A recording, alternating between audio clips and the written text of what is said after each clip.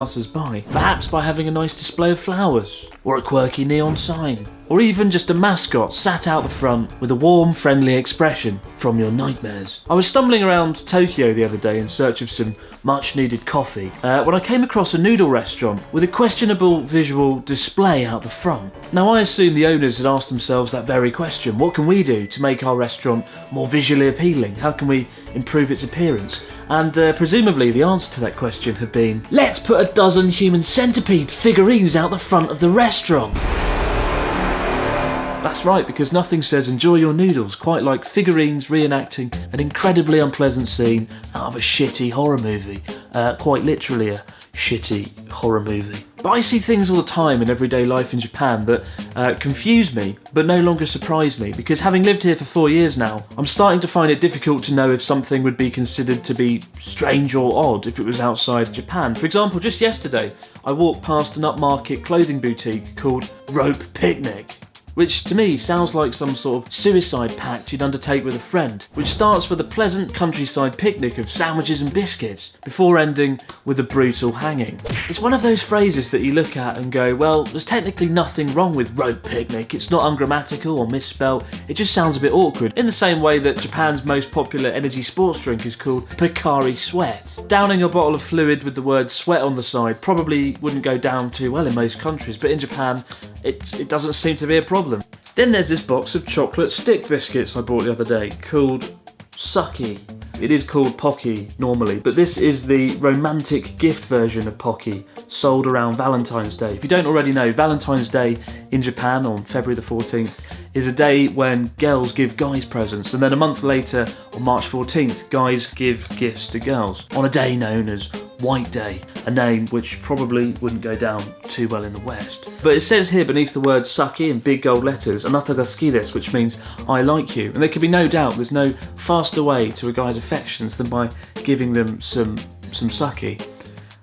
When you first come to Japan though, it's really easy to spot things that are maybe a bit strange or unusual. After all, the early success of this channel was built off of me just finding unusual things in everyday life and then talking about them while slumped in a chair with a greasy face. But today I want to look at some ways living in Japan has changed me over the last 4 years and some of the cultural aspects that might have rubbed off on my personality. And seeing as this video is technically the 100th video on this channel, it seems like the perfect milestone at which to do that. So let's dive in to point number 2.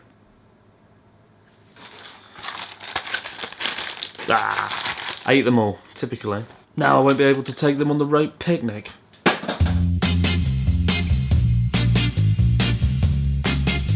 Since living in Japan, there's no doubt I've become more mindful in everyday life. In Japanese culture, there are many fixed expressions relating to showing appreciation and gratitude, thanks to its roots in Buddhism. And it's impossible for it to not be ingrained in you in some way after just a few months of being here. For example, the most popular of these expressions that you'll hear in everyday life is otsukare or otsukare-sama deshita, which have no direct translation into the English language, but nonetheless mean thank you for your hard work, or you must be tired. When I was working as an English teacher at school, I would probably hear it 100 times a day just from colleagues in the staff room or people passing me in the corridor. And it's a nice feeling when everyone's saying it to each other at the end of a long day, because there's a sense that everybody has played their part, everyone's played their role in society in some way. Another example, of course, is when it comes to eating. There's 2 key ritualized expressions that you use every time. Just before you start eating your meal, you put your hands together and say "itadakimasu" to show thanks for receiving the food. And then after eating the food, you'd say "gochisousama deshita,"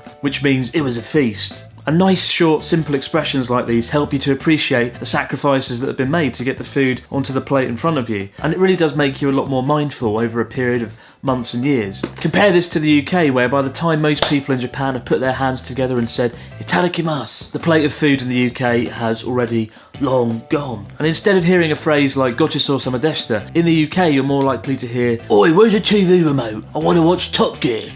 "Oh wait, no I don't. There's also a great deal of appreciation shown to physical inanimate objects as well. For example, business cards in most countries are merely just a bit of paper with some ink on. But in Japan, being handed a business card is like being handed the cup of Christ, as business cards are seen as a physical extension of the person themselves. So when you're being handed a business card, you hold it meticulously, you study it for a few moments, and you never put it away until the person is out of sight and the meeting is over. But this level of care people show to physical objects and possessions is also the reason why going to second-hand goods shops in Japan is so much fun. You can easily get hold of second-hand items like a SNES that's almost 3 decades old, but still looks brand new. If I contrast that again to 9 years ago when my Xbox 360 broke after showing the Red Ring of Death, I still quite clearly remember running it over 3 times in my Vauxhall Vectra.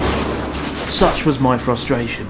Bastard had the last laugh though. It punctured a hole through my tyre and cost me another £70. Since then I've never bought another Xbox. I also find I'm more considerate towards others as well since moving here. Japan is a collectivist culture where the emphasis is on the group rather than the individual, and one way this manifests itself is the awareness you get of the people around you at all times. I'm a lot more thoughtful now of how my behaviour affects the people around me, like when I'm being noisy, for example, in public. And it's a well-known fact that talking on trains in Japan is looked down upon and often forbidden. I didn't truly appreciate how good this rule is until I went back to the UK over Christmas, and I was on a train going to London and somebody sat in the chair behind me, and for 40 minutes they were regaling their fucking life story incredibly loudly down the phone. At one point I almost turned around and told her what happened to my Xbox, but then I remembered it's normal to be loud and annoying in the UK, often to the detriment of the people around you. So in summary, living here has genuinely made me more mindful and appreciative in everyday life and more considerate towards other people. And those are some of the best things that have come from living in Japan. Well, that and the ability to easily acquire a games console from the 90s that still looks like it was built yesterday.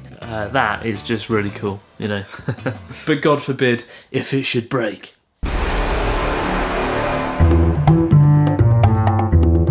In a few moments, my hair will magically get longer. That's not because I'm a wizard or anything, probably, but because I filmed the next few scenes earlier this morning. So I'm not sure which I prefer, pre-haircut, post-haircut, don't know, what do you think? Anyway, without further ado, let's go back in time to this morning.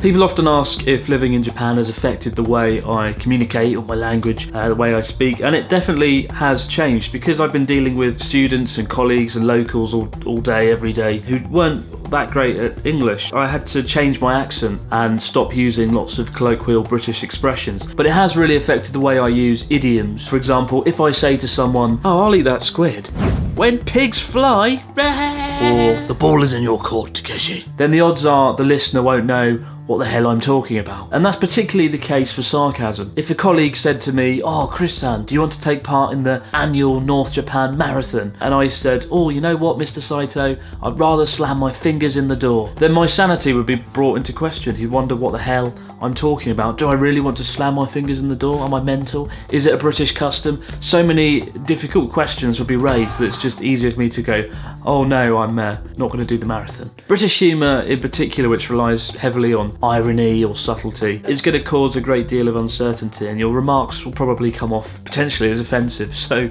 it's best avoided. One spectacular example of where my humour backfired was in a class that I was running with a Japanese teacher of English, and the subject of the class was on future careers, and we're trying to get the students to talk about what they wanted to become when they became an adult. And as an example, the teacher asked me in front of the class, "Oh, Chris Sensei, what did you want to become when you were a child?" And I said, "Well, when I was a child, I wanted to be a pirate," which I did. I mean, who wouldn't want to live a life of swashbuckling adventure? But obviously there was a bit of light-hearted humour thrown in there as well. But she turned to me in front of the class in shock and surprise and said, "But Chris Sensei, why would you want to be a pirate? Why would you want to kill and rape people?"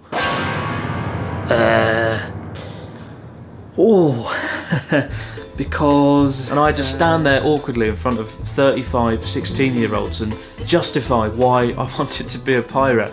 And my interpretation of what I thought a pirate was. An image that surprisingly didn't involve rape or mass murder. 2 years ago during Christmas I went back to the UK for a holiday, and on the holiday I took my good friend Natsuki with me, to show him around London for the first time. And while we were passing through a train station in London, Natsuki's train ticket got stuck in the machine. It wouldn't work. The gate wouldn't open, which was strange because it was exactly the same as mine. So we went and asked one of the train station staff what was wrong with the ticket, and they put it straight into another machine and the doors opened without any problems. And so we asked the staff what was wrong with the ticket, why didn't it work?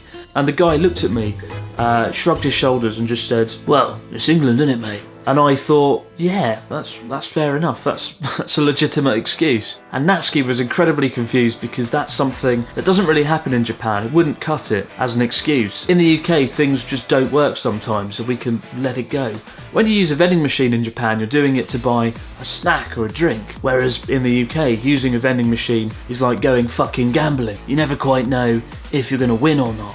And certainly after a few years of having everything just work effortlessly without a problem, you come to expect it to always be the case. Particularly when it comes to food, because you find wherever you go to eat food in Japan, it's always going to be pretty good. Take ready meals or microwave food from the convenience store. As a student in the UK, I used to eat a ridiculous amount of microwave food because although it looked like diabetes and tasted like disappointment, I had no choice. It was cheap, it was quick to prepare, and above all, I was fucking lazy. But ready meals in Japan are not only often cheaper than in the UK, but also frighteningly edible. For 480 yen you can get something that looks and tastes like a real meal.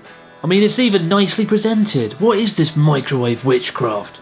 There is a reason behind all of this though, and yes, hi, it's me from the future again, good to see you. Japan is classed as a high uncertainty avoidance culture, which means situations that present uncertainty cause a great deal of stress and anxiety, at least a lot more than they would to a culture on the opposite end of the spectrum. But after living here, I find I carry a lot more assumptions. I expect things to work all the time, I expect food to always be really good quality, and I expect there to be less spontaneity in general daily life events as well, which isn't necessarily a good thing, as I do find I have far less random fun encounters in Japan than I do back home. People are far less likely to talk to you if you're just sitting there idly in a coffee shop. But those are some of the ways living in Japan has changed me though. There are lots more ways of course, but those are the main ones. Has living in Japan made me a nicer person?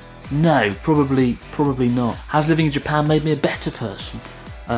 No, probably not again. But has living in Japan been one of the best decisions that I've ever made? Yes, absolutely. After all this time, there's not been a single day that I've regretted that decision, and I do stuff that I regret all the time.